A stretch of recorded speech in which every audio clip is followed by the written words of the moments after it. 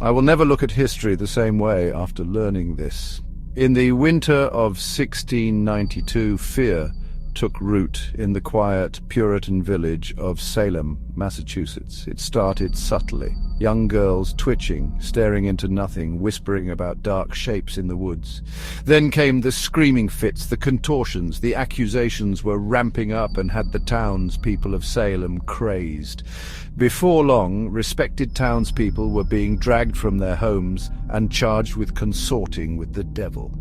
Ministers, judges, and frightened parents gathered in candlelit rooms, determined to cleanse the town of evil, no matter the cost. When the hysteria finally passed, more than 200 people had been accused of witchcraft. 19 were hanged. One man was crushed to death. Dozens languished in prison awaiting trials that would never come. The Salem witch trials have haunted American history ever since. A tale of fear, faith, and fatal mistakes. But what if, just what if, the true cause wasn't spiritual or even psychological? What if it was biological? For centuries, historians explained Salem as the result of religious extremism and community tension, a society primed by fear and superstition, lashing out in the only way it knew how. But in 1976, a young behavioral scientist named Linda Caporael proposed a very different theory, one that shocked academics and skeptics alike. She suggested that the bizarre symptoms displayed by the afflicted, hallucinations, convulsions, crawling sensations under the skin, may have been caused by ergotism poisoning from a fungus that grows on rye. Ergot thrives in damp conditions like those during Salem's harvest months in 1691. And it's deadly. Its toxic compounds mimic LSD, causing seizures, paranoia, and terrifying visions. Could the Puritan girls, and perhaps others here, have unknowingly consumed contaminated grain? The theory fits in eerie ways. Salem's symptoms echo recorded outbreaks of ergotism in medieval Europe, incidents where entire villages danced in convulsive spasms, saw demonic visions, and even clawed at their own skin. These outbreaks were once believed to be spiritual in nature, until science gave them a name. In Salem, the afflicted lived in the same geographic cluster. Their diets relied heavily on rye bread.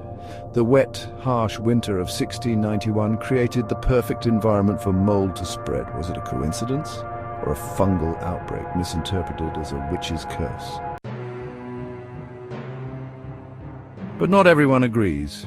Critics of the ergot theory argue that the symptoms weren't consistent. Not all of the girls showed physical distress. Some delivered long, dramatic testimonies with perfect clarity.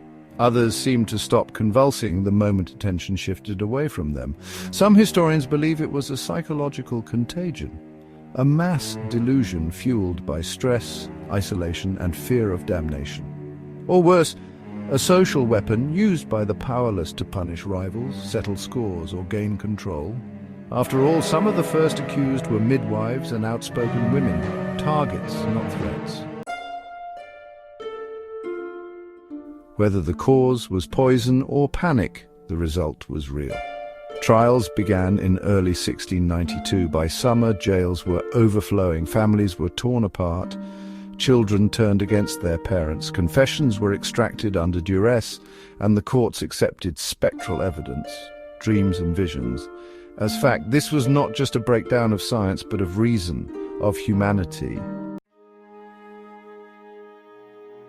The man who suffered most may have been Giles Corey, a local farmer in his 70s accused of witchcraft. He refused to enter a plea, knowing the courts would seize his land if he did.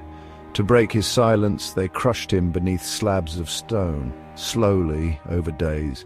His final words, through blood and broken ribs, were defiant. More weight. Corey's death symbolized the madness of the time. He resisted not evil, but the system itself. Eventually, the tide turned. Ministers began speaking out. Judges expressed doubt. When the governor's own wife was accused, the system began to collapse. By the end of 1692, the trials had stopped, but the damage was done. 20 had died, dozens remained imprisoned, and the town of Salem would never be the same. In the years that followed, reparations were made, some names were cleared, but others faded into obscurity, their lives forgotten beneath headlines and shame. So, where does this leave the Ergot theory? It may not explain everything, but it challenges us to think differently, that some historical horror stories may not be about demons, but diseases, not curses, but contamination. And that mass fear, when combined with poor science, can create real-world devastation. We revisit Salem not to point fingers, but to hold up a mirror, because panic, misinformation and moral outrage haven't vanished. They've just evolved. Today's trials happen on screens.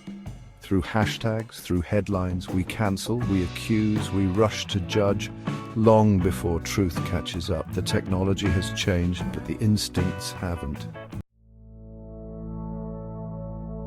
The Salem witch trials stand as a warning, not just of what happened, but what can happen. And the Ergot theory, it reminds us to question everything, even our certainty. In a world full of complexity, fear loves simplicity. But truth is messy. And the truth tax is paid by those brave enough to ask what else might be behind the madness.